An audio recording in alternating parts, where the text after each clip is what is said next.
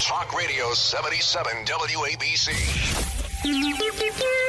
It's the 77 WABC News Hour. Talking the news with Noah Layden. All the news you need to know with Joe Nolan, traffic, Justin Ellick, sports. And now, Talking the news with Noah. On 77 WABC. On 77 WABC. Yes, that's me. Good morning. It is Monday, January 6th. Your forecast from the 77 WABC Weather Center. Snow showers this morning. Won't amount to anything. Clouds this afternoon, high 32. Tonight and overnight, cloudy, low 23. And then Tuesday, sunshine, high 31.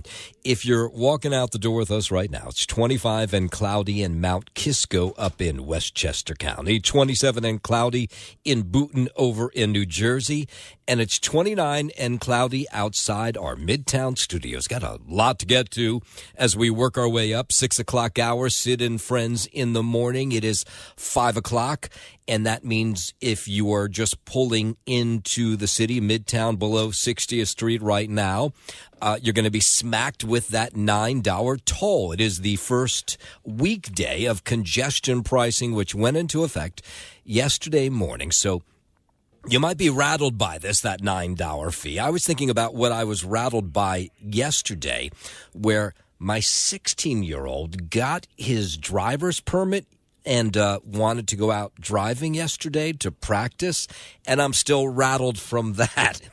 You forget how bad of a driver you are when you first get behind the wheel. He's doing that thing where he's too close to the cars on the right side of him because he doesn't want to be too close to what's on the left side of him. And as he was doing his driving yesterday, practicing, I realized maybe halfway through, I was like, did I ever put him on the insurance? And I couldn't remember. And then he cut off a couple of drivers because, you know, you're just terrible when you're learning to drive. And in the city, it's really tough because you got cars on either side of you and you're going down these narrow streets parked either side. But we got through it. 25 minutes of driving on the street. Nobody was hurt. Nobody was crashed into. But if I seem a little rattled, I'm still rattled from that yesterday. But I'm also rattled from that congestion pricing fee because if you came before 5 o'clock, you still pay, no matter what, 24 hours a day, you're going to pay some sort of fee to drive below 60th Street. So if it's after 5 now, 5:02, it's $9 to access the busiest part of the Big Apple during peak hours. MTA Chair Jenno Lieber says he thinks this is all going to be a good thing. Drivers are going to start to see the toll charges appearing on their Easy Pass bills in a few days. Yeah, I'm sure they'll all be excited to see that toll, especially the $9 one. The good news for the core function of fire and EMS is one of the principal goals is to make response times faster, and that's especially important for EMS. Yeah, so that's one of the claims is there'll be less people driving in Midtown now because people want to pay that $9 toll and they'll get back on the subway or on a commuter rail or a bus to get into the city. But the head of the city's firefighters union is not so sure. He says his firefighters who use their own cars to get to work because they have to carry their equipment will get hit with this toll. And so it doesn't matter. They'll still be driving in. This is a sad day for the working class. This is a sad day for the middle class. This is a sad day for civil servants, and this is a sad day for public safety. And the union leaders say the MTA could have all the money they need if they just enforce the fares that they charge commuters each day. Of course, people jump in the turnstile. 60%, I think it is, of people who take the bus don't pay on a daily basis. We're approaching nearly $1 billion in people jumping the turnstile or getting on buses and not paying. We've exceeded nearly 60% of people getting on buses and not paying. The money you're looking for should not be coming out of civil servants so that we disrupt public safety. Congestion pricing, of course, designed to raise money for the MTA's capital plan. They have all these big projects they need money for. They also say it's going to reduce traffic in Midtown because people won't come in. And we're going to find out in a few moments from Joe Nolan if he's seeing that so far early this morning, as you might guess. Drivers, none too happy. Many had forgotten that it was going to begin yesterday. And those transponders, there's about 2,000 of them. Is that right? Could it be that many that are up all over the different areas where you come into the city, whether it's the Lincoln, the Holland Tunnel, anything below 60th Street, you're going to get smacked with that $9 if it's after 5 a.m. I just got out of a taxi, and I'm getting off on 61st Street, so that way I don't have to be charged the congestion pricing or also him. And I told him just to go ahead and turn and go down the other street so that way he wouldn't have to be charged. Yeah, that's interesting. Well, there may be some cab drivers who will say, no, I won't go below 60th Street. Now, you pay that fare once and you don't pay it again. So if you come in and out of the zone 15 times, it's still that one time, but still it's $9, was still a lot of money. New Yorkers are paying too much money already, to travel, just for everything, taxes and everything. it just doesn't make a lot of sense to me. And then you have these people who are right on the edge of that zone of 60th Street, right? And so this one guy, he lives above 60th Street, or actually he lives on 60th Street in an apartment building, but he keeps his car at a garage somewhere else. And so if he wants to go to the front of his building to pick up his family to get into the car, he's going to get smacked with that $9 toll, which seems a little outrageous. I dropped my wife off at the apartment on 60th Street, and I got to pay $9 extra to do that. And in fact, my grandson is visiting us, and my son is coming down from Westchester today. Normally he would drive on a Sunday.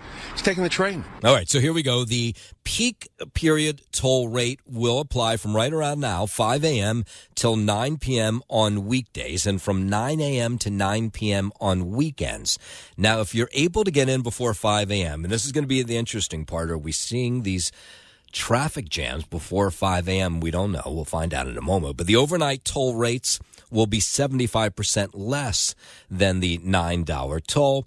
It also depends on what you're driving. Trucks are going to pay a little bit more. If you're in a motorcycle, you'll pay a little bit less. But most of us are going to pay $9 at all. And with more people expected to take the subways now and commuter rails, there are renewed conversations about installing safety barriers there because we've had so many incidents with people being shoved onto the tracks, and now there's going to be apparently more people waiting for trains. At least that's what we're being told. Speaking with ABC 7, Assemblyman Tony Simone says with more congestion in the subway, there should be more barriers to keep people safe. We need to ensure that the money goes to priorities of New Yorkers. And the biggest priority of New Yorkers, including mine, is safety. We'll have another funding crisis with the MTA if folks stop using the subway system. He says he's introducing new legislation to have barriers installed on all platforms within the next 5 years. He also says there are different strategies that can be used outside of the typical yellow metal gates, such as barriers that involve the use of ropes. I'm Liz Radabali for 77 WABC News. Joe, because I am curious to see how this is all going to play out. This is, in some ways, one of the biggest traffic days of the year, or the biggest traffic week of the year, because we're being told that it should be easier to drive into Midtown now with this $9 toll, that people are going to leave their cars at home. Now, day one, that might not be the case because people will forget that it's been instituted. But do you think 2 or 3 weeks from now, it'll be easier to drive through Midtown? I think what's going to happen is that people are going to find different ways to do it. I think they're going to end up on the Long Island Railroad, Metro North, Jersey Transit. And again, a lot of those trains were already overcrowded as it is. So you're going to end up, particularly on the Long Island Railroad, you're going to be shoulder to shoulder on a lot of those trains coming inbound. Also, we'll have to watch what happens north of 60th Street. Also, on the Jersey side of the Hudson River and on the Queens and Brooklyn side of the East River, because a lot of folks are going to come in there too, and park, try to find places to park elsewhere and then take the subway. So it's going to be interesting. But what happens a lot of times with these things, Noam, people just find a way. They just figure it out, and eventually it'll all settle down and we'll figure out exactly what happens. But that's not going to be for a while yet before people start to see the bills. I saw something on News 12 over the weekend that if you get on the New Jersey Turnpike at exit 10 and go into the Holland Tunnel, it's going to now round trip cost you $40 a day. Wow. That's crazy. Oh, my God. That's News. Again, that came from News 12. I didn't do the math myself, but God forbid I do math. But it was from News 12. So, $40. Oh, right. The tolls went up on the Parkway and the Turnpike, too, right? A little bit, anyway. Yeah, a while ago. Yeah. But that's crazy. 3%, I think, at the Hudson River crossings this morning. That's crazy. All right, thank you, Joe. Yep. 5:11, a state of emergency in effect for parts of southern New Jersey as this major winter storm is bringing some of the coldest temperatures to our region in a while. Kansas, Kentucky, Arkansas, and Virginia have all declared states of emergency, while officials in southern states like Florida and Mississippi are warning of dangerous cold. A blizzard warning is in effect across the region, and blizzard conditions are possible today from Kansas to West Virginia. The storm is expected to dump heavy snow on Virginia, Baltimore, and Washington, D.C. I'm Scott Carr in Washington. Yeah, so we're not going to see much of this. If you're listening to us in southern New Jersey, you're getting hit with snow right now, and some of those places will see accumulating snow this morning. 5:11, the FBI says the man who drove into a crowd on Bourbon Street on New Year's Day traveled to Egypt and Canada in 2023. In an update yesterday, the Deputy Assistant Director of the agency's Counterterrorism Division said the U.S. Army veteran Shamsun Din Jabbar likely acted alone, and they're still trying to determine if he communicated with anybody abroad. We have not seen any indications of an accomplice in the United States, but we are still looking into potential associates in the U.S. and outside of our borders. The case is still very early on. Jabbar also reportedly traveled to New Orleans in the months before the attack. He took video along Bourbon Street.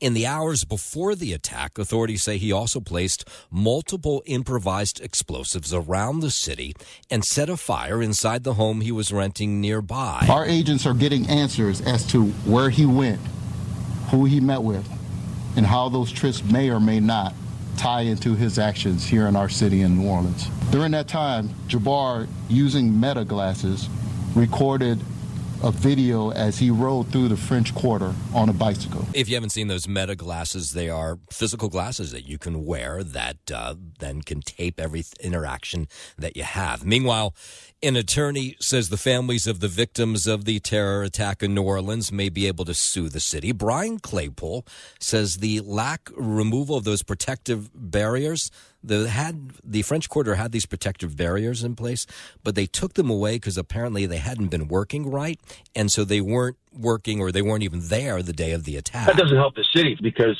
that actually shows that it's on their radar screen, right? We knew we had to have these out there. We didn't have them there. We didn't spend enough money to have more out there, and that's going to be the argument. Claypool says Louisiana does have a cap on damages that can be awarded against a government agency, but he says he would represent the victims. Clearly, it's the fault of the city.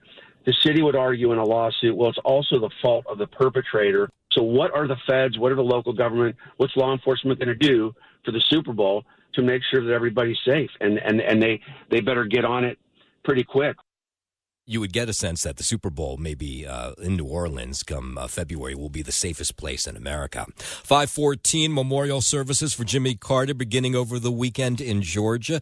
Priya Sridhar has more on the processional that took place from Atlanta. The motorcade carrying the former president's remains is on its way here to Atlanta, where it will briefly stop at the Georgia State Capitol, and Governor Kemp, along with other local leaders, will be leading a moment of silence. That motorcade then moved to the Carter Center in Atlanta, where the 39th president will lie in repose until Tuesday before being flown to the U.S. Capitol. President Carter's family and friends remembering him fondly during a service over the weekend. His grandson, Jason Carter, speaking Saturday at the first of several memorial services and praising Carter's lifelong humanitarian work. While we mourn my grandfather's passing, I know in my heart, and you all do, that his legacy will live on because of your spirit and your knowledge and the work and the track record that you do every day. Jimmy Carter's sonship giving a moving tribute to both of his parents. He was an amazing man, and he was held up and propped up and soothed by an amazing woman. And the two of them together changed the world. And it was an amazing thing to watch from so close and to be able to be involved in. Jason Carter thanking the Carter Center for their support. On behalf of my family, to the people in this room, and to your colleagues and our colleagues across the world that work with the Carter Center, thank you for what you have done for him, for what you've done for my grandmother, and for what you continue to do for the world. And there were just long lines over the weekend of people wanting to pay their respects. Everything from his work in the Boundary Waters to work for people with disabilities, and really just defining what you do after the presidency, I think is pretty amazing. So I wanted to come and say thank you. On Tuesday, the former president's coffin will travel to Washington, D.C., where he'll lie in state at the U.S. Capitol Rotunda until a state funeral Thursday morning at the Washington National Cathedral. 5:16, let's head over to the 77 WABC Sports Desk. Happy Monday. Good morning, Justin Alec. Happy Monday. Good morning to you, Noam Layden. With the conclusion of yesterday's action around the NFL, the 2024-2025 regular season has officially come to a close on the gridiron. Out in Philadelphia, the Giants fitted one more loss to boot, ending their abysmal season with a 20-13 loss to the Eagles, giving them a final record of 3-14 overall. The NFC East champion Eagles, 14-3, are the number 2 seed in the conference, and we'll get a rematch in the wild card round with the Green Bay Packers, whom they beat in Brazil in the season opener. Philadelphia opened as 3.5-point favorites, according to Sportsbook. Giants head coach Brian Daboll said he would, quote, believe in the people, believe in our process, but did not say if he has received any guarantee he will return for a fourth season. Daboll is 18-32-1 with the Giants and missed the playoffs each of the last 2 seasons. The Giants saw their bid for the number 1 draft pick take a serious blow when they upset Indianapolis last week, and it officially ended when Cleveland lost Saturday to Baltimore. Tennessee wound up with the top pick, followed by the Browns. Wide receiver Malik Neighbors had 5 catches to finish with 109 overall, and topped Steve Smith for the season franchise record. Smith had 107 receptions in 2009. In the season finale at MetLife Stadium, Aaron Rodgers threw a season-high 4 touchdown passes, becoming the 5th player to throw 500 career regular season touchdowns in what could have been his final NFL game to lead the Jets to a 32-20 win over the Miami Dolphins. Rodgers is uncertain if he wants to continue playing for a 21st season, and it's unclear if the Jets, who ended 5-12, who will have a new general manager and coach next season, will want to move forward with Rodgers. Owner Woody Johnson, Vice Chairman Christopher Johnson, and Team President Jaime Elhai are expected, to chat with Rodgers at some point during the week as a hectic offseason begins for New York, which is already conducting interviews with GM and coach candidates. Rodgers finished yesterday 23 of 36 with 274 yards and touchdown passes to Conklin, Adams, Lazard, and Hall, and was intercepted by Terrell Dodson on his first throw. He also helped shut the door on the Dolphins, who ended 8-9. They needed a victory to keep their playoff hopes alive, but that became moot when Denver routed Kansas City to clinch the final AFC postseason berth for the Broncos. And that 1 seed in the NFC is all sewed up last night with the Detroit Lions running roughshod, on the Minnesota Vikings. That was supposed to be a much closer game. 31-9, I think, was the final there. So the Lions get the 1 seed in the NFC. To the NHL and the ice in Chicago, Hedl scored twice. Brodzinski, Borgen, Smith, and Trocheck also added goals, and the Rangers beat the Chicago Blackhawks 6-2. Up next for the Rangers, they'll host Dallas tomorrow night. Out in Boston, Bo Horvat scored his second goal of the game on a breakaway just over 3 minutes into overtime, and the Islanders snapped a 3-game skid with a 5-4 win over the Bruins. The Islanders, they're now off until Thursday when they play at Vegas. Looking ahead to ice hockey action tonight, the Devils will be back out there against the Kraken. Puck drop from Seattle is scheduled for 10 p.m. Checking in on the NBA hardwood, but the Knicks and the Nets, they'll be back in action tonight, both tipping off at 7:30. The Knicks will welcome in the Orlando Magic, and the Nets will host the Indiana Pacers. That's your Sports Know, man. I'm Justin Ellick on 77 WABC. WABC News Time 5:21. Legislation expanding Social Security benefits for millions of retired Americans signed into law by President Biden yesterday. The Social Security Fairness Act removes 2 federal policies that stopped employees with public pensions from collecting all of their benefits under the federal retirement program and lowered benefits for workers' family members. Biden signed the bill weeks before the end of his presidency after the Senate voted 76-20 to pass the law. The increase of benefits under the new law would be backdated to December of 2023, and prior eligible recipients who only received partial benefits will get a full payment backdating to a year ago. I'm Tammy Trujillo. Let's stay in D.C. House Speaker Mike Johnson says Congress going to hit the ground running this year. Johnson says that Republican lawmakers are working on a large reconciliation package that would address all of President-elect Trump's priorities early in his term. I think at the end of the day, President Trump is going to prefer, as he likes to say, one big, beautiful bill. And there's a lot of merit to that because we can put it all together, one big up or down vote, which can save the country. And that package apparently would include legislation on the border, tax policy, energy production, among other major issues. You know, we're 15 days out from the inauguration of President Donald J. Trump for his second term, and we want to make sure that we're jump-starting the agenda now over the next 2 weeks so that he's prepared and ready on day one. And so we'll be addressing border. We've got a number of bills just over the next 2 weeks that we're going to address the low-hanging fruit, so to speak. And Senator John Thune says he hopes to confirm President-elect Trump's cabinet picks quickly. In an interview with Meet the Press yesterday, the new Senate Majority Leader followed up on recent comments about the need for a new national security team following the attack in New Orleans last week. We're going to do everything we can to ensure that he has the people he wants in place. I think you give great deference and latitude to a president when it comes to people he wants to put into key positions. South Dakota Republican says while he wants Trump's cabinet picks to be confirmed as soon as possible, he's committed to allowing the confirmation process to play out. We will make sure that these nominees have a fair process in which they have an opportunity to make their cases not only to the members of the committee and ultimately to the full Senate, but also to the American people. WABC News Time, 5:23. Senator Amy Klobuchar says the U.S. Capitol will be secure today for the certification of the 2024 presidential election. She was on State of the Union yesterday. The Minnesota Democrat says in the year since the January 6th insurrection, officials have upgraded security measures in D.C. We have, as you know, a new police chief, increased morale, many hundreds of more officers, and we have a plan and a strategy in place. Klobuchar says Capitol Police have better equipment, can more easily call in the National Guard if need be. What happened last time where an officer's words haunt me forever on the police line said, "Does anyone have a plan? Does anyone have a plan?" And the answer from the leadership back then was no. Now we have clear leadership in place. And Klobuchar says Congress has changed the law regarding how lawmakers can object to the election results in an effort to stop the certification process from being disrupted. But under a new law that we passed, you have to have 20% of the bodies of Congress to support those objections before you can have an extended debate. And that'll happen a little bit later this morning. WABC News Time 5:25 out to Los Angeles, where the county district attorney, Nathan Hochman, has met with the family of the Menendez brothers regarding their potential resentencing. It happened on Friday. Hochman called it a productive session as he learned useful information. We have a January 30th date for the resentencing hearing. So that's the first court hearing date that's coming up. We intend to keep that date. Eric and Lyle Menendez have spent the last 35 years in prison for fatally shooting their parents. That was back in 1989.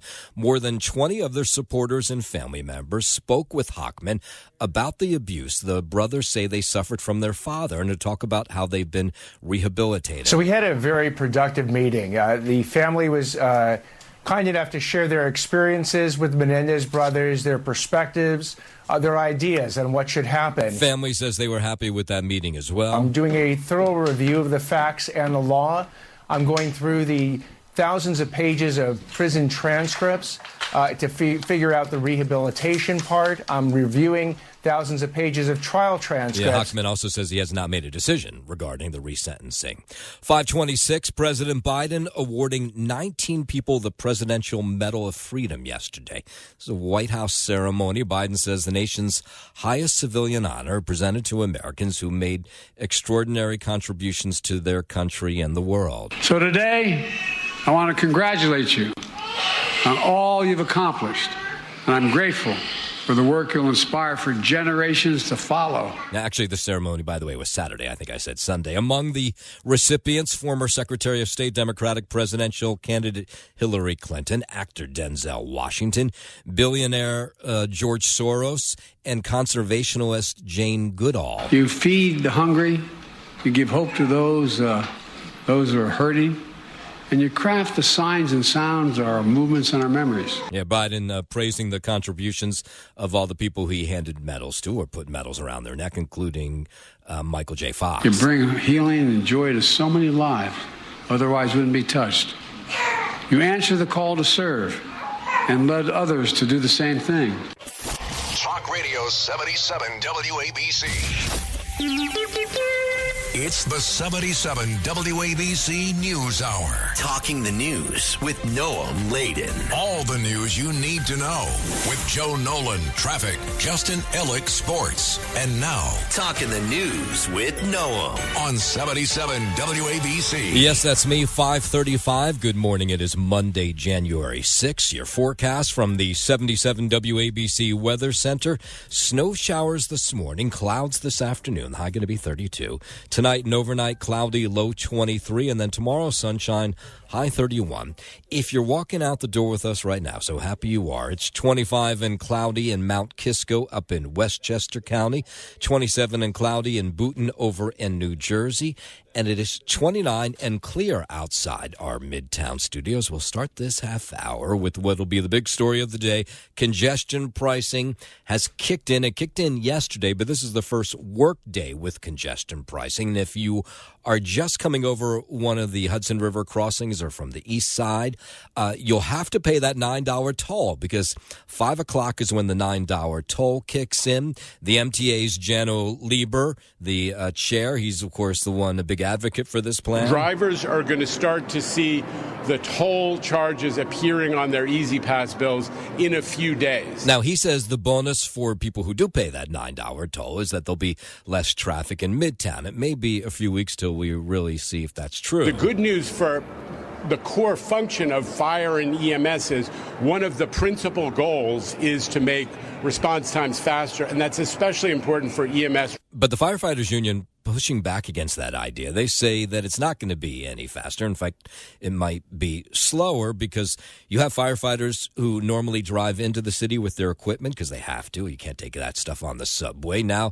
they're questioning whether they should work in this area because they're going to have to pay that $9 toll. This is a sad day for the working class. This is a sad day for the middle class. This is a sad day for civil servants. And this is a sad day for public safety. And, of course, the big question is why doesn't the MTA just enforce the tolls that they already have out there, like on the subways and the buses?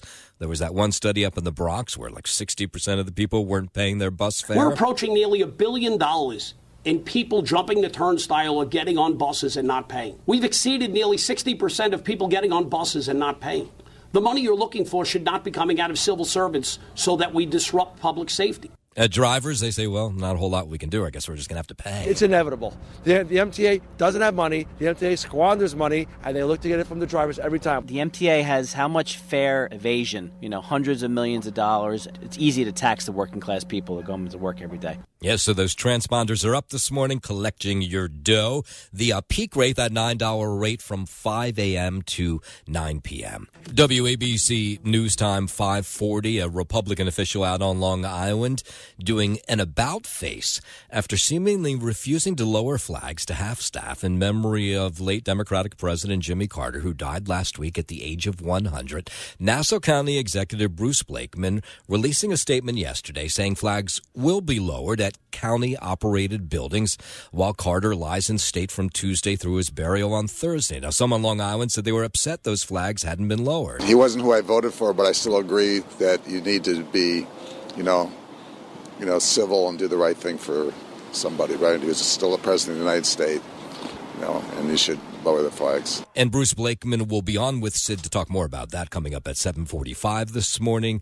Blakeman had not publicly explained his reasons for initially not lowering the flags. I imagine at 7:45, no doubt Sid will ask him why he's had a reverse and now he'll lower those flags. While we're out on Long Island, 14-year-old Emma Ray Gervasi, we've been telling you about her. She went missing back on December 9th. She was found this weekend aboard a large boat just off Main Street in Islip. She is alive, thank God. This is right near the White Cap Fish Market and Seafood Restaurant. Her father, who has really been out there trying to get the story out there, so if anybody recognized her, you can imagine how relieved he is that his daughter has been found. It does pose a serious safety hazard. Oh, you know what? I'm sorry. That is the wrong audio. Hold on a second. Here he is. To see her alive in my arms, it was a gift from God. We spent the whole day with her at the hospital yesterday, and she is in recovery right now. Gervasi had been missing since December 9th. A tip apparently led her father to his teen daughter on Friday. The tip was because of all the social media and everything like that, but this person was definitely sweet enough to come forward and give me some information that did help save my daughter's life. And you think that tip, no doubt, came from the fact that this story was just all over social media. You heard it here. It was on TV. Now, police did not give us a whole lot of details about why she was found on this boat. Was she being held against her will? But they did say the case remains an active investigation. I think she was afraid to come back home because of the consequences and things like that, and somehow got picked up by some random guy, who I don't want to mention names, ended up in a trailer park, was then transported to this boat. And that's her father, by the way, who gave this interview, an exclusive one, to News 12. The parents thanking all the volunteers and police who helped search to find Emma Ray. We were actually losing hope. It was a long time. And like he said, everyone pushing us. Just wanted to make the public aware that they did an amazing job, and also make sure the police department understood that they did an amazing job. Yeah, thank God that she is going back home.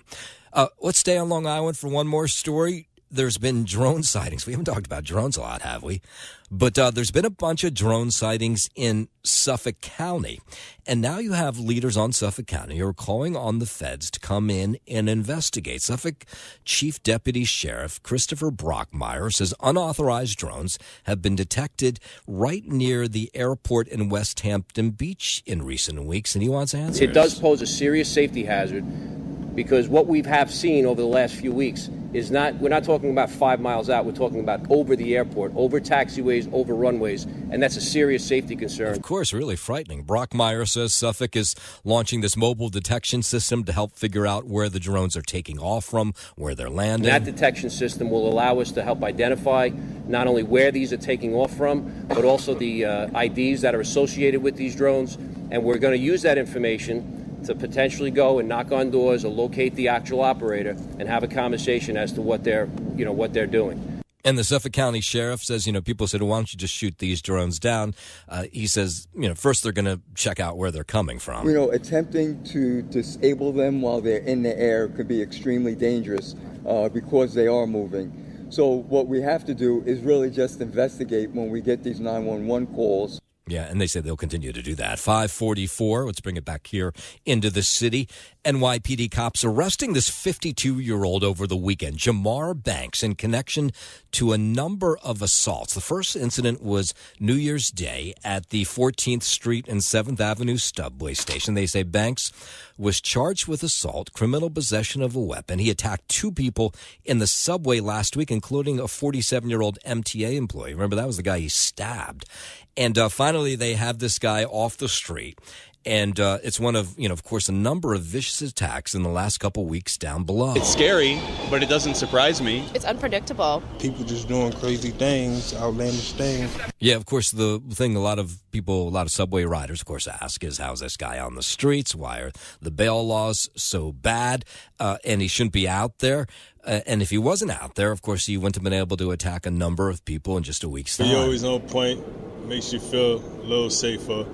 You're more aware of what's going on in your surroundings. There just needs to be more of a police presence on the train. Yeah, and it's been a really violent start to the new year. We're going to get more into that story because, unfortunately, there's a shooting, stabbings all weekend long. We'll get into that. But first, 5:45, let's head over to the 77 WABC Sports Desk where we find Justin Allen. Well, it sounds like a fun weekend there, no more. Oh, it was a blast.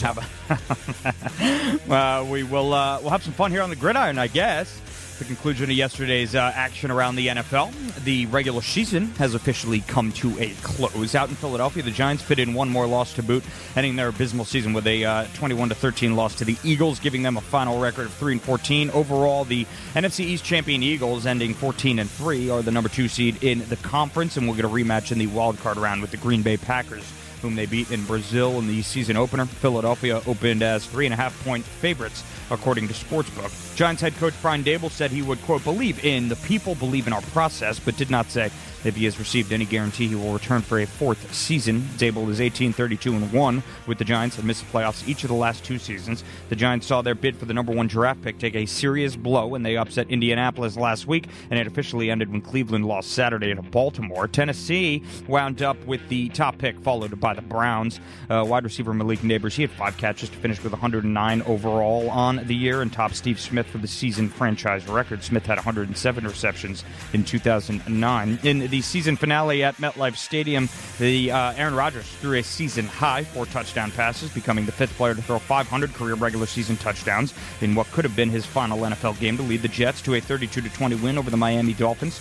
Rodgers is uncertain if he wants to continue playing for a 21st season, and it's unclear if the Jets, who ended 5-12, who will have a new general manager and coach next season, will want to move forward with him. Owner Woody Johnson, Vice Chairman Christopher Johnson are expected to chat with Rodgers at some point during the week as a hectic offseason begins for New York, which is already conducting interviews with GM and coach candidates. Rodgers finished 23 of 36 for 274 yards and touchdown passes to Conklin, Adams, Lazard, and Hall, and was intercepted by Tyrell Dodson on his first throw. He also helped shut the door on the Dolphins, who ended 8-9. They needed a victory to keep their playoff hopes alive, but that became moot when Denver routed Kansas City to clinch the final AFC postseason berth for the Broncos, and your 1 seed is all figured out. Well, everything's figured out for that matter, obviously, heading into the first round of the playoffs coming up this weekend. But the Lions, they smoldered the Minnesota Vikings last night, so they take care of the 1 seed in the NFC. To the NHL on the ice in Chicago, Hedl scored twice. Brodzinski, Borgen, Smith, and Trocheck added goals, and the Rangers beat the Chicago Blackhawks 6-2. Up next for them, they'll host Dallas tomorrow night. Out in Boston, Bo Horvat scored his second goal of the game on a breakaway just over 3 minutes into overtime, and the Islanders snapped a 3-game skid with a 5-4 win over the Bruins. The Isles are now off until Thursday until they play at Vegas. Looking ahead to ice hockey action tonight, the Devils will be back out there against the Kraken. Puck drop from Seattle is scheduled for 10 p.m. Finally checking in on the NBA hardwood, both the Knicks and the Nets will be back in action tonight, both tipping off at 7:30. The Knicks will welcome in the Orlando Magic while the Nets host the Indiana Pacers.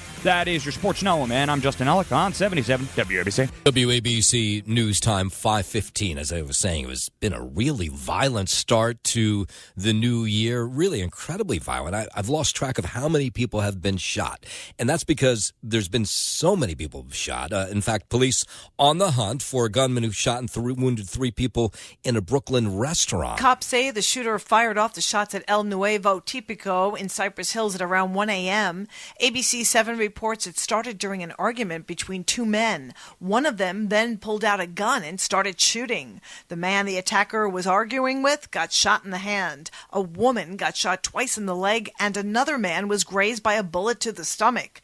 The gunman took off on foot. Lisa Salvati, NBC News Radio, New York. Doing a quick calculation in my head, is at least 17 people have been shot? It's more, maybe more. And meanwhile, a lot of stabbings as well. A 17-year-old Bronx man dead. 2 other injured after a knife fight. This was late Friday night in East Harlem. Cops were called to the corner of East 108th Street and 2nd Avenue shortly after 6 p.m. That's where they found the teen and 2 other men, aged 22 and 62, suffering from knife wounds.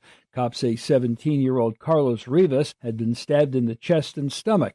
He later died at Harlem Hospital. The other 2 men suffered non-life-threatening injuries. The Daily News reports witnesses say the fight erupted when a verbal argument turned physical. Police did not say what the argument was about.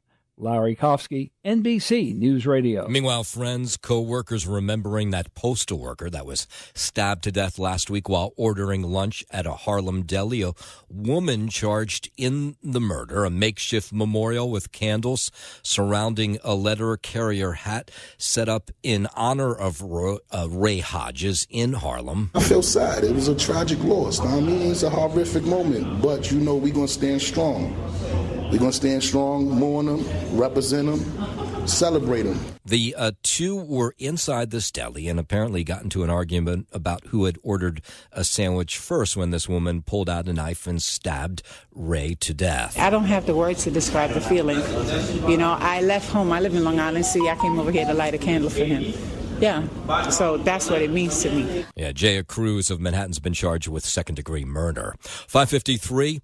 It has been 2 months for a family who wants answers about their loved one who was found dead on a Coney Island beach. Kenneth Birch is his name. His niece said he was like a second father to her, played an active role in their children's lives, and they say they still don't have answers of how he passed away. Now, they don't think it's foul play. In fact, police have ruled out foul play, but they haven't said what killed their uncle. My uncle was found shirtless on the beach through the video. My uncle had no reason to be on the beach. It's November. Kelly says that Birch's death, she was told by police, not suspicious. However, the medical examiner is yet to determine the cause of his death, and the family says it's just not moving fast enough for them. Just kind of got swept under the rug. A man is found, washed ashore, dead, and there was nothing. You might remember his body was found on the beach. This was November 11th, 7 a.m. in the morning. Somebody walking on the beach found the body, and so now the family says they're just waiting to get all the details so they know exactly how he passed away. Just don't want his legacy, his name to just die without no answers. He's a person, he washed up in the water. He's a person, so I just want maybe them to just give a damn, that's all. 554, the owners of a Bronx doggy daycare hit with a multi-million-dollar lawsuit after a dog they were watching passed away. The New York Post reports Kevin Gaines is suing Bronx Barks for $3 million.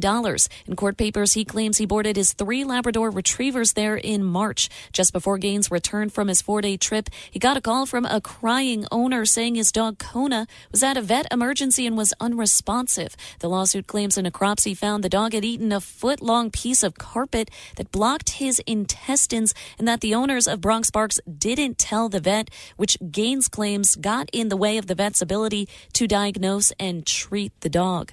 I'm Liz Radabali for 77 WABC News. All right, this one is just one of the strange stories. Remember that Bed-Stuy aquarium that they had over the summer? And they took away eventually. It was some water had pulled over from a fire hydrant.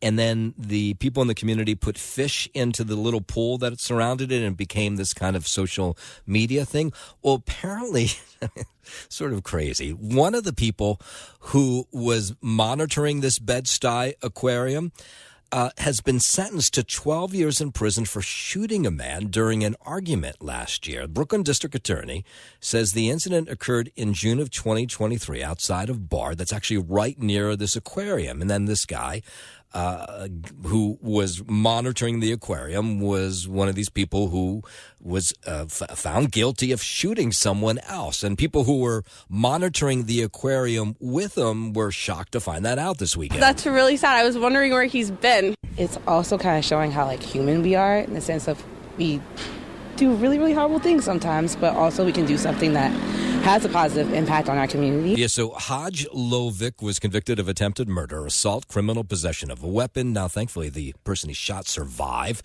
The Bed-Stuy aquarium, which opened last summer, was taken down. But again, these people who were, the people who were running the Bed-Stuy aquarium were shocked to hear that the guy who was helped running it was somebody who had shot someone. One day when a woman said she was going to attack me, Hodge jumped out of the car and said he defended me. Yeah, I bet he did.